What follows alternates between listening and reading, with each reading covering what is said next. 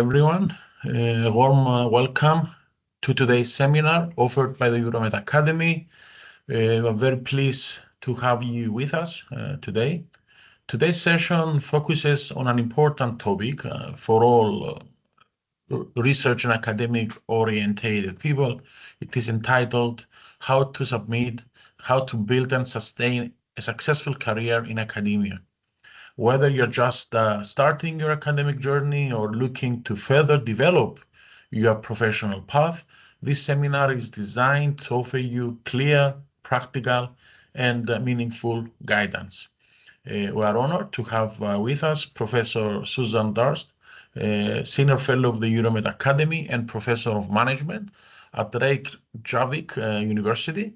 Professor Durst is an internationally recognized scholar whose work range across knowledge management, innovation, responsible digitalization, and sustainable business development. Her extensive research, numerous publications, and multiple awards speak to her exceptional contribution to our field. She also brings valuable experience from both academia and industry, making her insights especially relevant and actionable.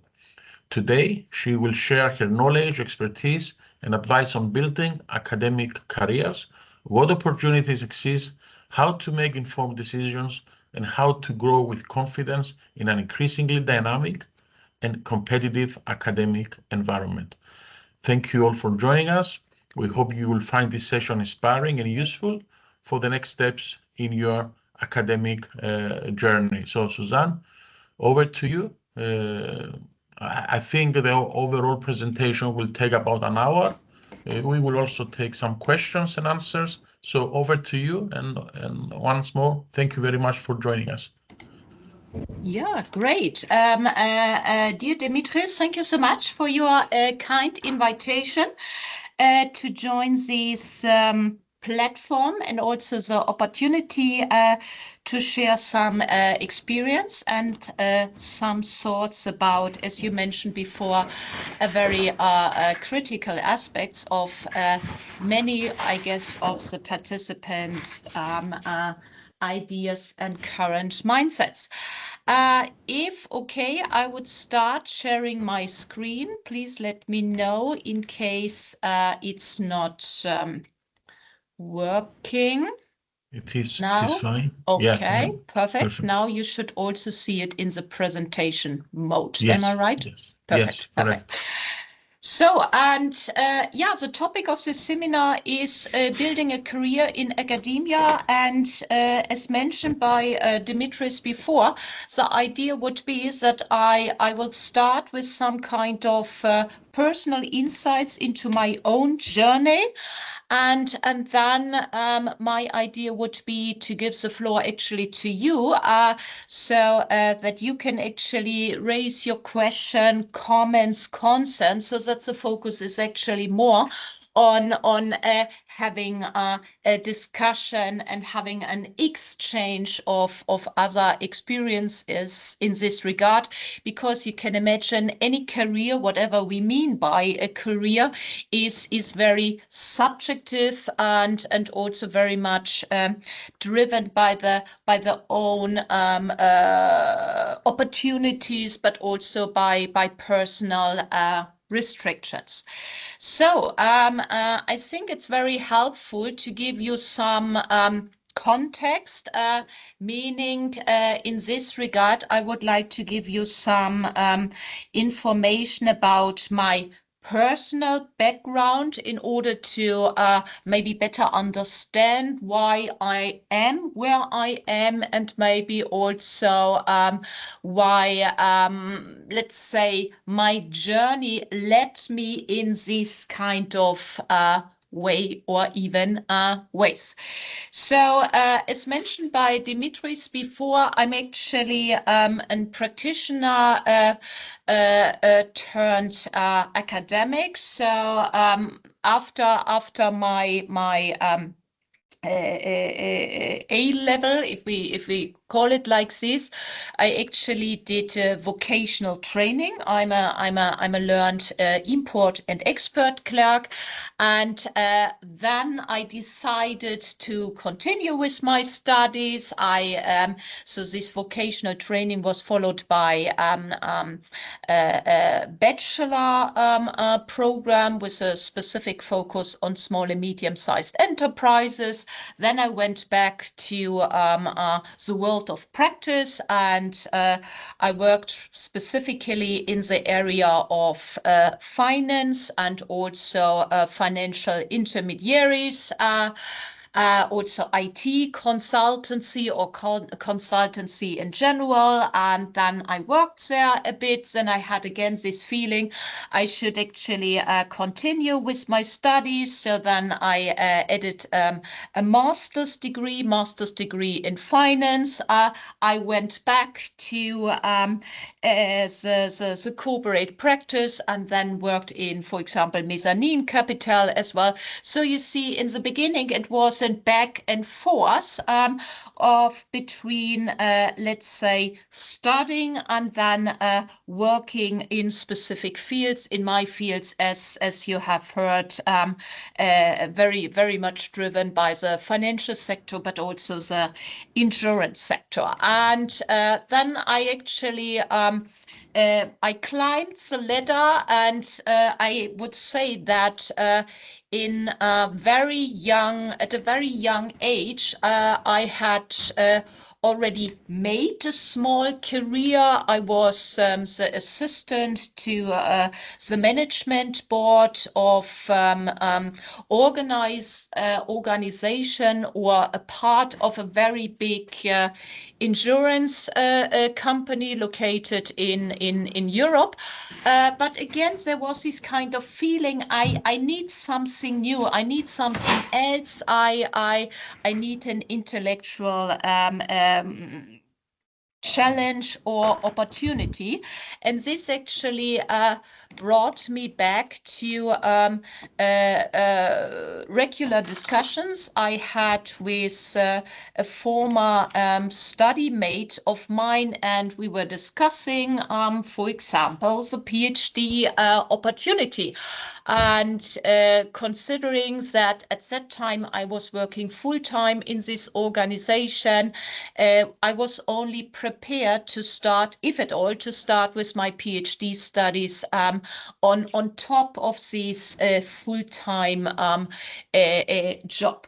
And so this brought me actually to the discussion of different opportunities available at that time. And as mentioned, I was interested in starting with a PhD program on top of my normal job, of my normal full-time job. So I actually found a university that offered a PhD program that could be done remotely online. And I had the feeling this is maybe a nice way to do. So this also means that I entered and I completed a self-funded PhD program or a self-funded doctorate. This kind of situation typically gives you, let's say, the freedom. For me, this was a freedom to choose actually my own topic. And I was not only in the position to choose my own topic, but I was definitely also required to sell my topic to potential supervisors. So I had to convince them that, first of all, this topic could be interesting at the PhD level, but also interesting for this person to act as my supervisor of these topics. What is also important to understand in my regard is that my doctoral studies were based on a monograph. only afterwards it's turned more to this compilation of papers. But I decided on my own to write a scientific article. And why? Because I had the feeling, yes, monography is nice, but I would also like to develop the skills that are potentially needed in order to prepare and write a scientific article. And from the very beginning, it was very relevant for me to, if I prepare and submit an article, this article should be submitted to the research community I was trying to impress with my doctoral studies. And my thesis topic was about intangible assets and the role of intangible assets in business transfers of small and medium-sized enterprises. And at that time, there was only one journal that could be relevant, which was the Journal of Intellectual Capital. The Journal of Intellectual Capital is still one of the leading journals, or maybe even the only journal you should go if you are addressing topics related to intangible asset, intellectual capital, and so forth. So I prepared and submitted my paper to this journal, and I succeeded. And you can imagine, when I'm thinking back now, in the meantime, I have written a couple of more articles. This is still the article I'm very proud of, because it was, let's say, my first article, and with only my name on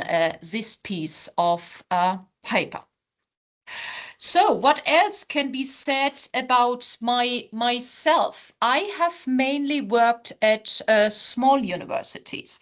I think this is also a very relevant information in order to understand my path, and maybe this is also relevant for those of you who are also part of smaller universities. Being part of a smaller university definitely has advantages. So you are usually the one and only who is studying, who is addressing a topic, a specific subject.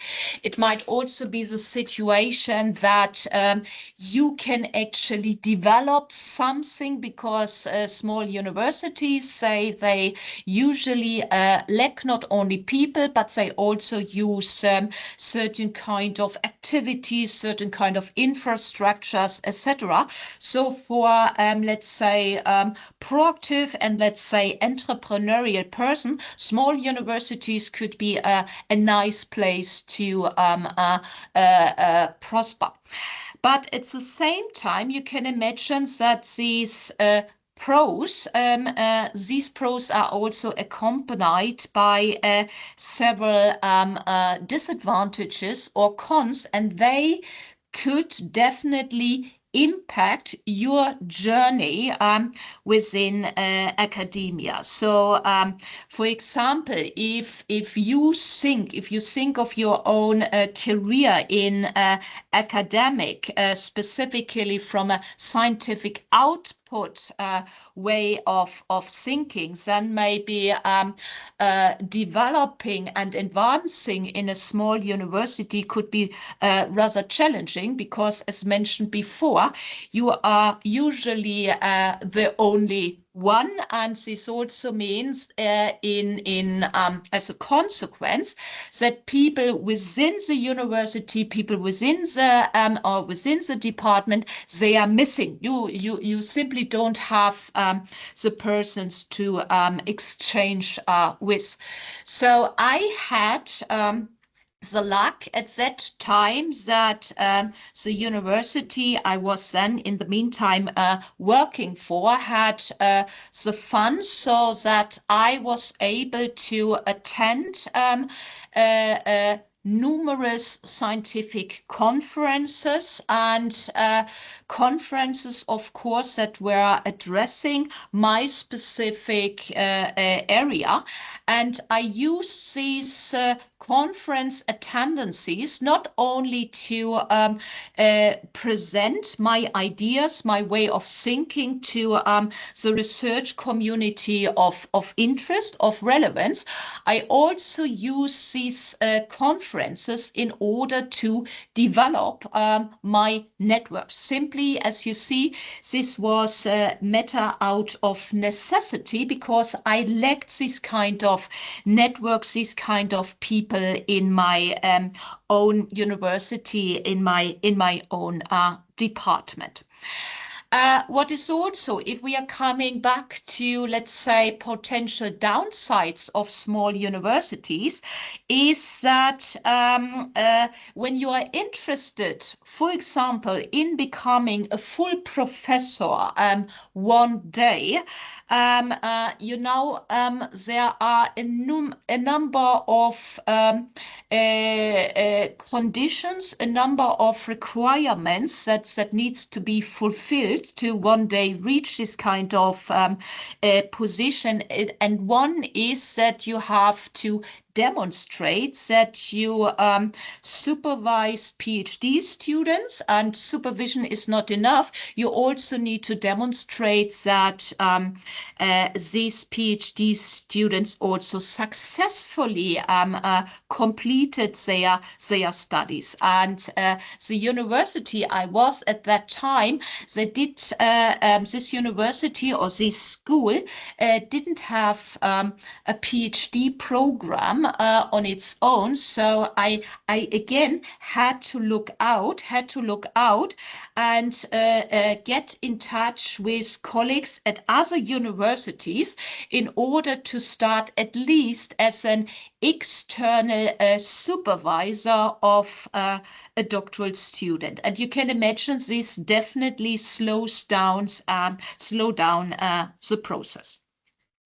Another disadvantage or another challenge working at a small university could be that specifically if this small university also have a lower ranking, many people are nowadays, in my view, a bit too much into these rankings, but these rankings matters, and these rankings matters specifically when it comes to preparing and writing research proposals. My experience is that the funding organizations prefer to pick proposals submitted by the big universities, so the big names, and because it seems that these bigger universities, these large universities, and then not a big surprise, very often also these universities, these big universities with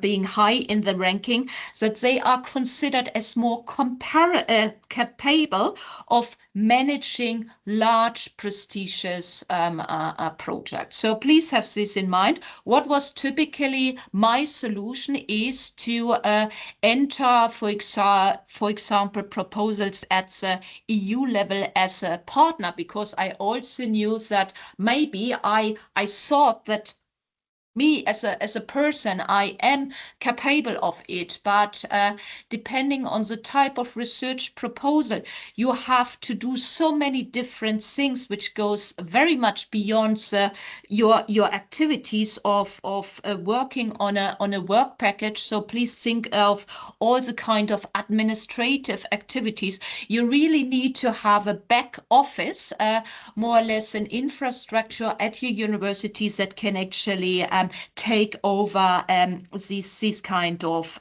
activities. Another problem in this regard, very much connected, is that when you are then trying to move forward, when you're trying to climb the ladder, and the university or the academic system unfortunately resembles more a pyramid. So there's only one way, and this one way goes in this direction and not in the directions of, let's say, staying at one level and go deep at this level. So when you are interested, when you're following these kind of paths, then you are preparing your application documents, and then they typically ask for your teaching experience, your supervision experience, your publications output, but they also ask for the money you have generated, and then more specifically, they are also asking whether or not you have been the lead author, the lead researcher, the lead partner in these kind of projects. So they want to see that you could demonstrate that you can write and submit successful research proposals. Another potential downside could be when you're working at a smaller universities, that when other universities are looking for co-supervisors or members of PhD committees, that they like to invite people from these large reputable, or at least those universities who are that are ranking high, even though you might be the best person in the field. So please have this in mind. What else? I have frequently used the Erasmus Mobility Program to visit other universities. This is still something I'm taking advantage of. I think this is a very nice opportunity to learn about other universities, and specifically to learn about other universities' promotion system, infrastructure program. So you can actually learn how these universities, how these academic systems do work, and maybe you see that this could be a place, an academic system that comes closer to your preferences and also inclinations. What I would also like to mention is that at least what I learned seems to be kind of beneficial, is that apparently I have found a topic that I'm still passionate about. I'm still, as I mentioned before, I'm still into the study of business transfer. I'm still somewhat into the study of intellectual capital, intangible assets. In the meantime, I have added knowledge management. I'm still interested in the study of small and medium-sized enterprises with regard to business transfers, whatever. And I tried to establish myself step by step as a leading researcher, or a kind of a subject experts in areas like knowledge management in small and medium-sized enterprises, and also knowledge on risk management. From there, of course, there's much more I could tell you about my background, but now let's try to the takeaways, and my personal takeaways based on what I presented before, and of course what happened in addition. As mentioned before, my recommendation for everyone would be to identify a topic that you really like. As mentioned, you need to be passionate about it. You need to burn for this kind of topic, and this topic should be broad and deep enough so that you can easily connect this topic with other emerging phenomena, with other topics.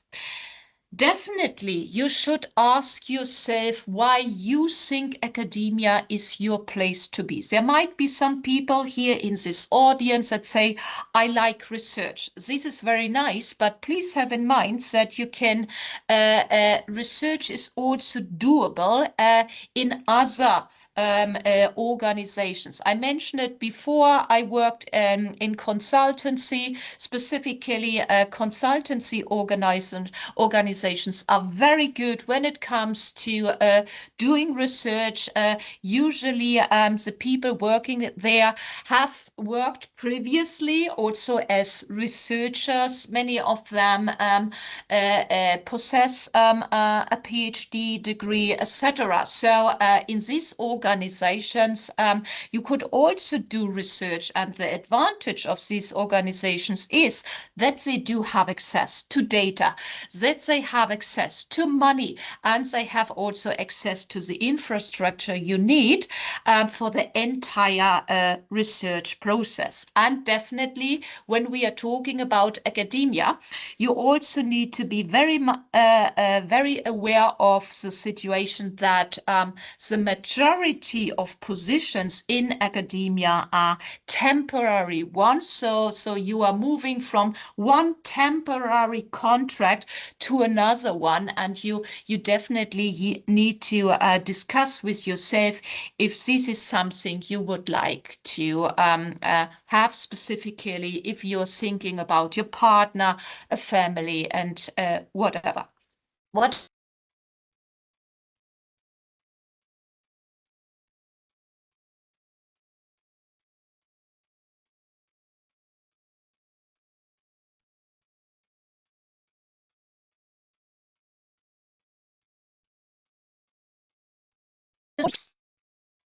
you have to control your own journey, your own path, and this definitely is not, as you can imagine, this is not limited to academia.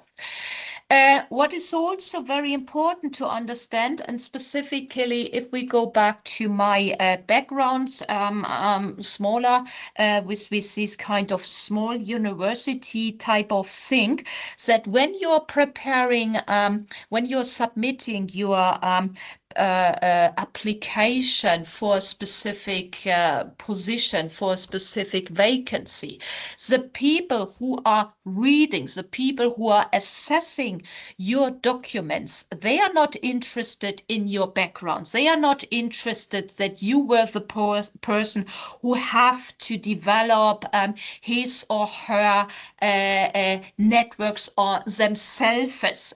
This is not what they are looking for. They are looking simply for what you delivered so far, and based on this delivery, they are judging your capacities, and also your interest. And this also means that you need to learn to think strategically and make, as a consequence, also strategic decisions. So when we are thinking of a career, when we think about career development, you see, it is helpful, it is useful when you approach it from the big picture way of thinking. And I think this is also very important to understand that once you have said to whatever it was, yes, I'm taking over this course, yes, I would like to be the lead partner, please be prepared to live with the consequences of that. Here you see definitely another takeaway is that it doesn't hurt to be a little ambitious, and definitely you should be intrinsically motivated. For those interested in the money, maybe there are alternatives available, but otherwise, as you have seen, try to build networks. Do this as soon as possible. As mentioned by me, I started with the, of course, I had to do this, but still, during my PhD studies, and I'm kind of happy and maybe even proud to say that many of these networks, many of the peoples I have started working with in the past, I'm still collaborating with.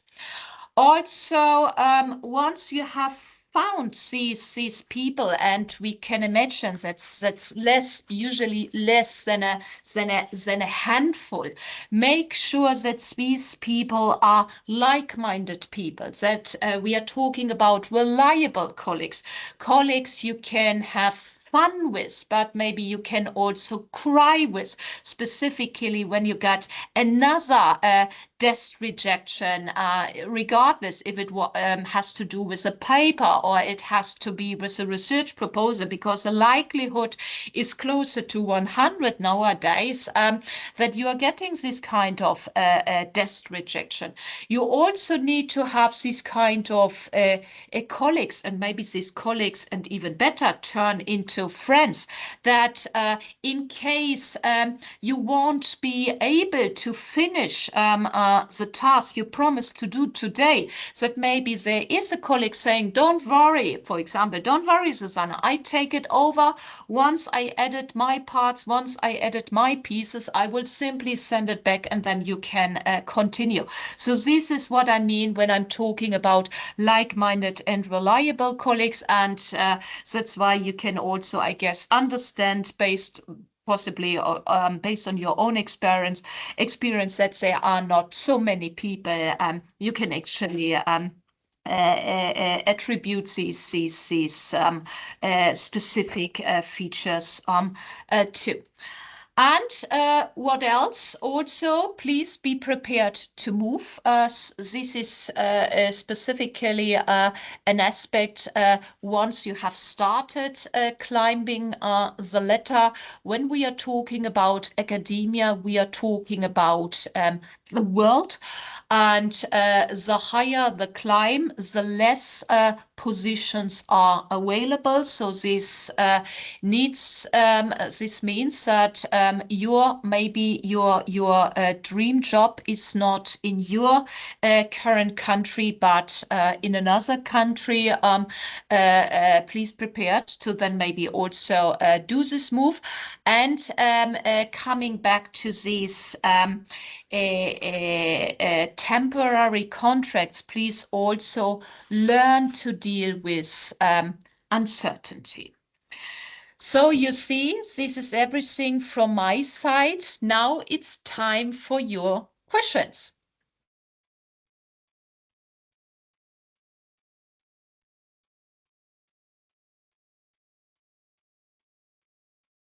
Are there any questions?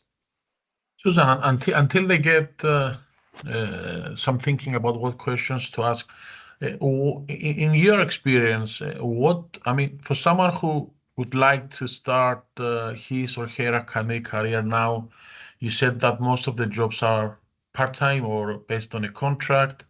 I also mentioned in my welcoming that we live in a very competitive academic world. So it's not just a PhD. I mean, a PhD is just the minimum you need in order to get yourself started. What do you think would be the one or two most important steps for a young scholar to focus, especially after they have completed their PhD, either in a university or to help them get into the university? I mean, just one or two, yeah. Yeah. Thank you so much, Dimitris. In my view, the most important steps would be and we assume that this person is interested in staying in academia, that the person really do a kind of let's say, a checklist of the pluses and minuses in terms of what do I like? Do I like teaching? Do I like supervision? Do I like research? Do I like writing proposals, being part of the research proposals?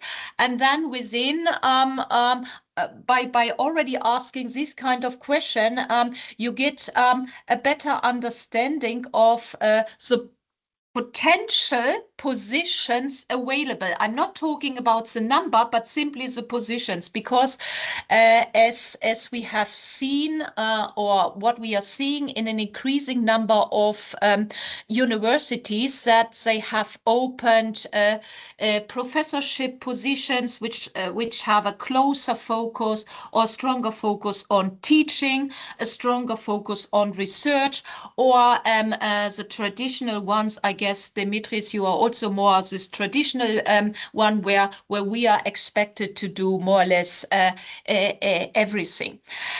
So this is something I definitely would do. Let's assume you are interested in becoming, let's say, a traditional professor, so a professor of whom it is expected that this person is teaching, supervising research, doing research, and also write research proposals. Whenever possible, I would try to avoid a postdoc position. So what I would try to do is to look for assistant professor positions, because then I'm already, or I'm closer to this kind of path that is preparing myself for this. And definitely, Dimitris, you were rightly mentioning it is a very competitive environment. That's why you may remember I mentioned that it doesn't hurt if you are an ambitious person. That's why I think it's even more important that you have, let's say, found a small group of people you work with, and you maybe together develop further. So these would be my recommendations. I would also add to these very interesting recommendations that people should get into teams, work with teams. I mean, go to conferences, meet people, network. I mean, networking is critical in our industry. And of course, for me, and what I would strongly recommend is publications. I mean, get themselves into journals, get published, start publishing. Of course, that will help them penetrate into the job and getting something, of course, better and make them more competitive. Emanuela, do you want to ask your question? Yes, thank you very much for the presentation. I have one question. Do you think that we have to focus on a very specific topic on our publications, or make it broader so we have more chances to be selected by a university? Very good comment, Emanuela. And now you see we are already in this kind of publication path, isn't it? And this is something at least I would like to balance out, even out. And this brings us also back to this question I raised when I asked, why do you think academia is your job? And I would say, but this is only my personal view, academia should be much more than publications. So, and if you are limiting yourself only to these publications, personally, I think this is kind of dangerous, to be honest. And so, Emanuela, I think I have already partly then in this way answered your question. Yeah, try to find a topic, and definitely a publication and also writing research proposals, and maybe come together, isn't it? When we are talking about topics, try to have a topic, as mentioned, that can be connected to many things. And then, for example, as you have heard, I'm into knowledge management, and I consider knowledge management, let's say, as a kind of a basic function that should be incorporated in all business functions, in all business activities, and so forth, and definitely also the public sector. And you see, based on this, at least I believe it's easier for me to see when there is a call for research proposals, whatever, to see the connection. So they say, okay, now with all these AI developments and the consequences of these developments for society, you can imagine, for me, it's relatively easy to see how KM could be and should be connected to this kind of discussion. So this would be my answer. And can I ask something more? If you want to become a professor, a full-time professor one day, I just got my PhD and I'm interested in this. So my question is, if I have to focus on a specific topic that has to do with my PhD topic, or if I have to expand a little bit, just to have more opportunities in the future. Yeah, this is my question. It goes back more or less to what you asked before. Ideally, we hope once you have finished your PhD that you still like your topic, but definitely broaden it. As I mentioned before, I did the same. I came from intellectual capital, intangible assets. In the meantime, I'm into knowledge management. I specifically address knowledge from a risky point of view, or from a aspect of vulnerability, so that definitely you step by step broaden your topic a bit, and once you broaden it, then also go deeper, isn't it? So it's always this kind of balancing act between broadening and then deepening. So consolidation all the time. Okay. Thank you very much. Thank you. Thank So you, I guess Manuela. Tabea is the next one. Yes, hello there. Thank you so much for your presentation. That was really interesting.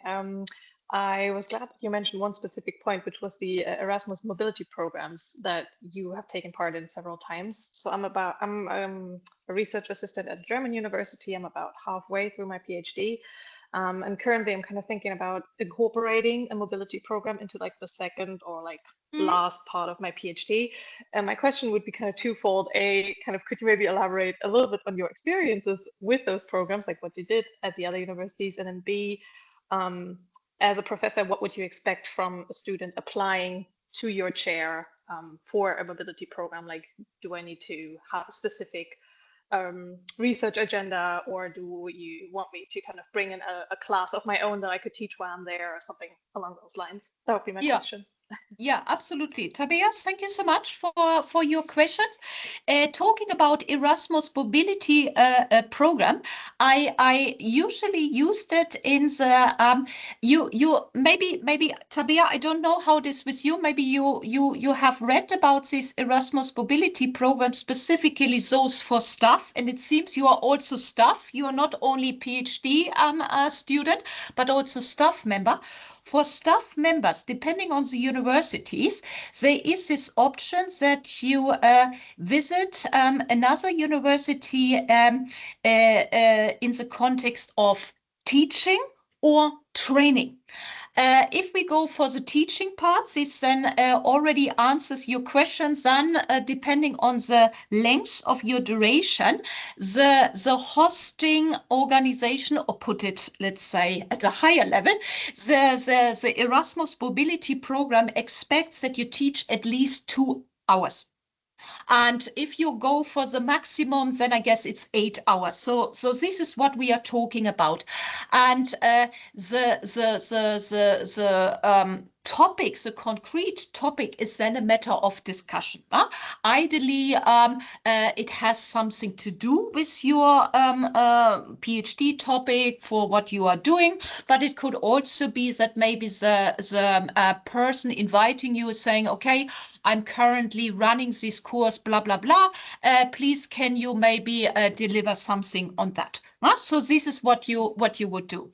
If you are coming, if you are visiting in line with this training option, then this opens completely different opportunities, because then you could actually, again, in agreement with a hosting organization, you could think about, okay, what would be the best for the, let's say we are talking about 2 persons, what would be the best for the 2 of us for the time when you are here. And this could be that you are maybe joining meetings, that you are joining seminars, you are joining workshops, you are getting, as mentioned before by me, by myself, you're getting a better understanding of how they are creating, how they are developing new courses, how the PhD program runs. So these kind of things. Of course, Erasmus Mobility Program is also available for doctoral students, if we are going in this direction.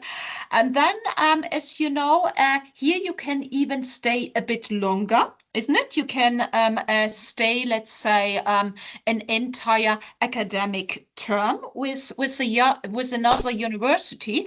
Then, personally, I would use this opportunity not only then to become a kind of a quasi member of this department, but also use the time maybe to collect data, isn't it?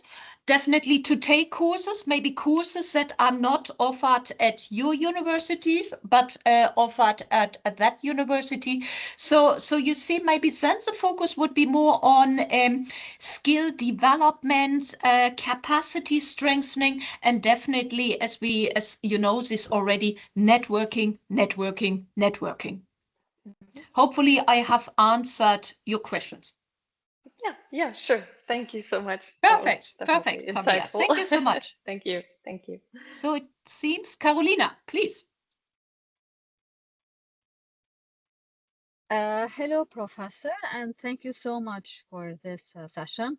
It was really very insightful and interesting. In fact, I have 2 questions. My first question is that I am currently working in the corporate world, and I have been working here for like around 20 years now. I'm a PhD candidate, but I don't know what would be my chances, since I have been working for 20 years in the corporate world, how easy it will be to shift to academia. And my second question is, do you think we should start in a small university and then shift to a larger university?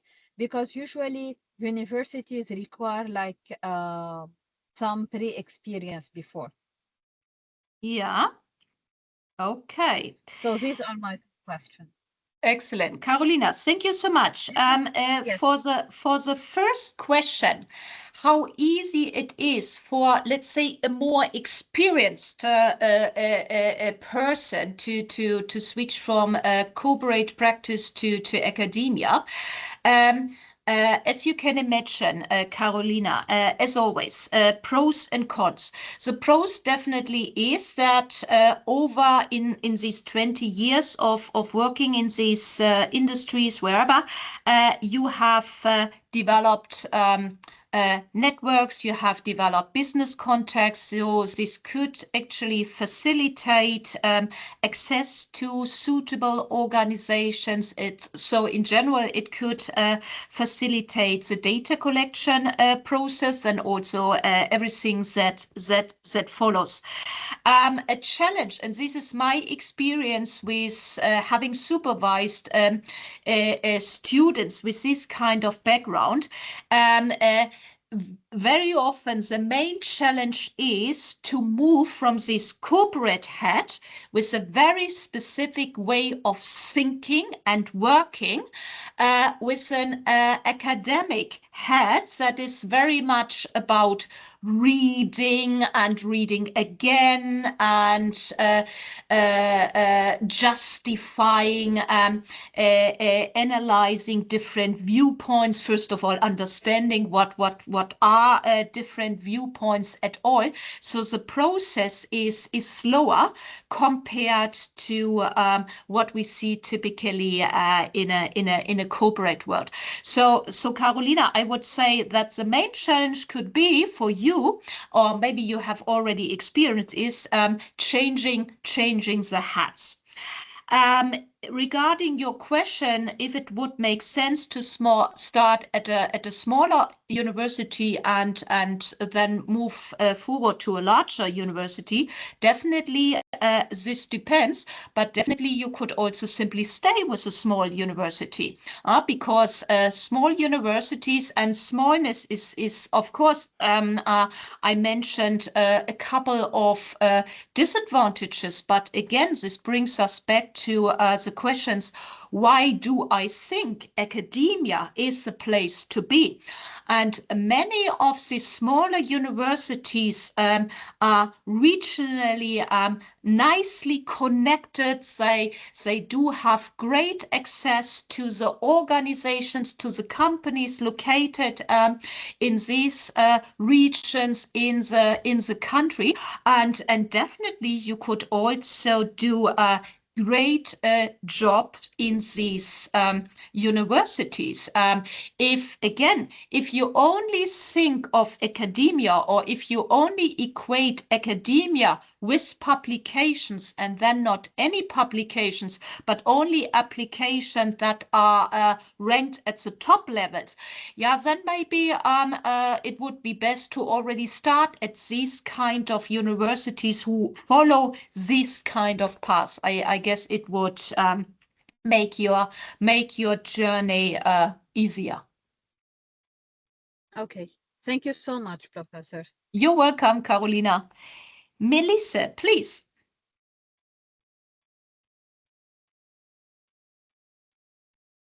Hi. Sorry. Hello. Hi. Thank you for your inspiring talking. And in fact, I have two questions. What advice do you have for early career researchers for about leading to collaborate with international scholars? Okay, And, so yeah, maybe I answer already this, and then we can move on with question number 2. Is this okay? Okay. Yeah. So what would be my advice? As mentioned before, join these conferences, join conferences that are discussing your topic of interest, isn't it? Learn about, attend those sessions, those tracks that are discussing in depth, ideally, the topic, and then get in touch with the people. Don't be shy. Just get in touch with your people. Maybe at least this is not something I really like, when a person is coming and saying, hello, dear professor, I have read all your articles. And then I say, come on, please be serious. No? So get in touch. Typically, this is at least my experience, that the people are very nice. Look at me, I'm a very nice person. So just get in touch with me, and we will see what is happening out of this. And I can tell you, this is exactly what I did in the past. That I got in touch with a few of the person I thought they are doing stuff in my areas. They were already professored at that time, and I simply started the discussions with them, and then let's wait and see. Okay, thank you. And the second question is, what advice would you give to younger researchers about writing a competitive grant proposals? Because now I am a professor, but in Brazil, and I have a difficulty about receive grant proposal or get to a competitive grant proposals, like in Brazil or in international areas? Yeah, yeah. And yeah, unfortunately, Melissa, here you are addressing a very crucial topic, considering that the majority of universities have very tight budgets, isn't it? Or maybe even no budgets. This unfortunately has led to the situation that more or less all universities are also submitting something, isn't it? They are submitting something, and at the same time, depending on the country, you mentioned Brazil, but this is also something we see in other countries, the number of calls for proposals went also down. Huh? So we both already know that the likelihood of success is closer to zero, isn't it? Than to 20%. This is definitely not nice. So here think like a risk manager in a way, and then again, as mentioned before, these being part of networks, specifically then international networks, could maybe help that you join those colleagues, those people who are also are currently in the process of writing research proposals, submitting research proposals. At least this is my experience. There's always a colleague who is constantly writing on a research proposal and definitely also desperately looking for partners. So join this. I know this is not really a nice answer to you because it doesn't increase the likelihood that you are getting in the end something, but at least you are spreading, isn't it? You are spreading the opportunities. Okay, thank you so much. You're welcome. Thank you so much. Katharina, please. Can you hear me? Yes. Okay. I'm not even yet a PhD student. I finished my master's and I had been published for it. And now I'm out of university and I have a really hard time getting a network to find a professor whom I actually can make my PhD with. Do you have any advice on how to network if you don't have, I mean, I can't publish anything because I don't have a university I'm enrolled in anymore. What can I do to actually get the connections to actually get where I want to go to? Yeah, understand. Thank you so much, Katharina. So my recommendations would be first that you know your topic. Well, I guess you and based on this, you maybe have also identified your interest and what motivates you. So check for departments, universities in your country where the people are. Get in touch with this person, and then in addition, I would also check for the universities of interest different PhD options, because Katharina, I guess you have seen this already. There are usually different options available. There is this fully funded PhD program, but as I mentioned in my presentation, I did my studies in a self-funded way. So I was more or less, we can say, depending on the university and how they classify doctoral students, maybe nowadays I would be specified as an external student. There's also this industry PhD program, and then there might be this kind of positions which can also be considered as fully funded, but the funds are maybe not coming from the university, but the funds are coming from any form of projects the university, the department has gained. So Katharina, this actually would be my way to go. And I don't know your situation.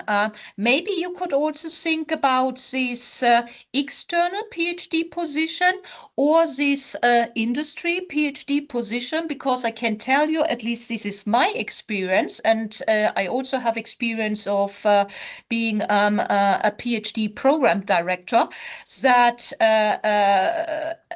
opening the door to a PhD program as an external student, as an external PhD student or an industry PhD student is much easier compared to these fully funded positions, because then we have to go back to what Dimitris mentioned before.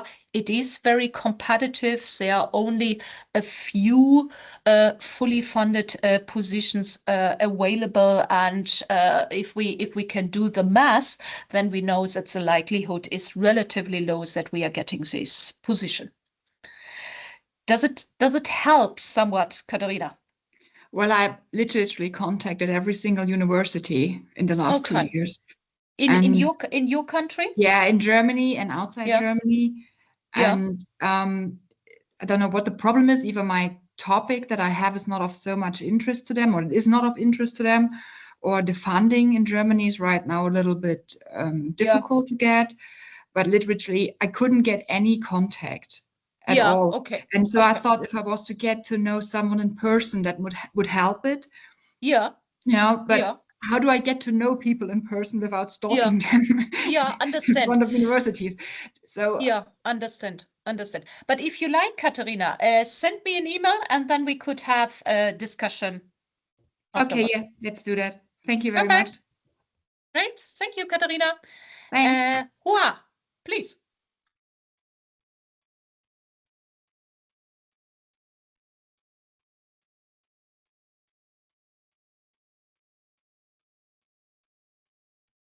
Hello, hello.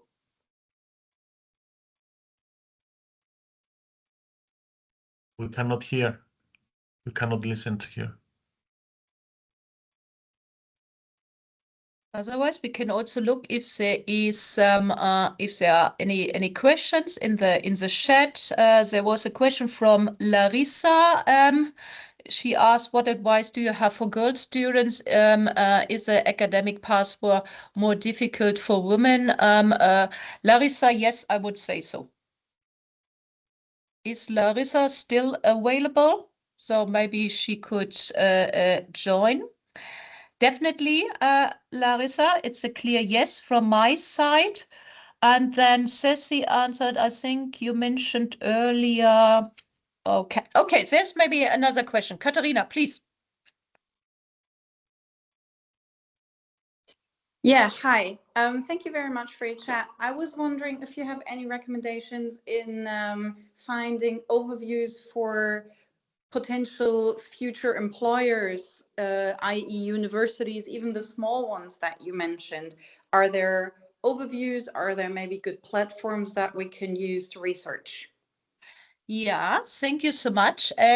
Depending on where you are located, there should be national platforms where you get an overview of the universities, but maybe also the universities of applied science. And then you could actually learn what these universities, first of all, you learn where these universities are located, what these universities are offering at the different kind of levels. And when it comes to, let's say, the private sector, then Katharina, you can imagine this is hard to say, because this depends very much on your interest. But definitely, there are often this list like the best employer Maybe this could be also a starting point to go deeper. For example, if you are interested in joining the corporate world after your studies, or also after your postdoc or whatever, or after some years in academia, maybe this kind of list could also be a starting point to learn more about how they approach R&D, how they approach developments, innovation. So all these kind of activities we are also doing as part of our jobs as a researcher slash lecturer slash whatever we are calling us. Yes, I was actually more referring to universities, thinking about wondering how you ended up in Reykjavik. So there's no international overview. Yeah, understand. And yeah, then typical platforms I'm checking are Akadeos. Maybe you've heard of it. No, I haven't. So thank you. Okay, I will write it down in the chat function. Maybe this is also something for the other ones. So this is a platform I'm typically checking, and yeah, this actually led me to Reykjavik University. And at Akadeos, you will see positions at different levels. Okay, thank you very much. You're welcome. Susanne, Hoa has a problem with the microphone, so she posted a question in the chat. Okay, yeah, thank you so much. Just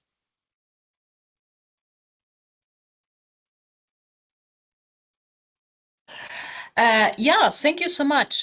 In terms of what are the expectations or the requirements to apply for assistant professor position, very often they are kind of similar to that of a postdoc position, that you have successful finished your PhD studies, and that you have also demonstrated that you can write articles, that you can submit articles, you have initial teaching experience. So here it's typically good when you have maybe during your studies, depending definitely on the university and also the PhD program, if you have maybe worked as a teaching assistant and you can demonstrate this. What is also helpful if you maybe have already supervised students or students group, maybe as part of your teaching assistant activities. You should demonstrate and provide examples for this kind of demonstration that apparently you have started developing the skills and competences we would expect from a professor, even though right now it's only at assistant professor, being that you can teach, you can supervise, you can do research, rigorous research, relevant research, and also as you're also active, let's say, in order to share these findings with a broader audience, let's call it society. Does it help?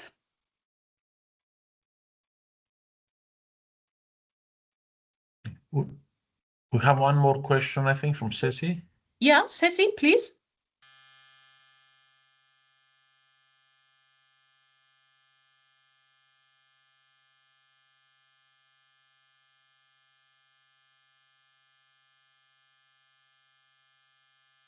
We cannot hear. I don't know if there is a problem with the microphone.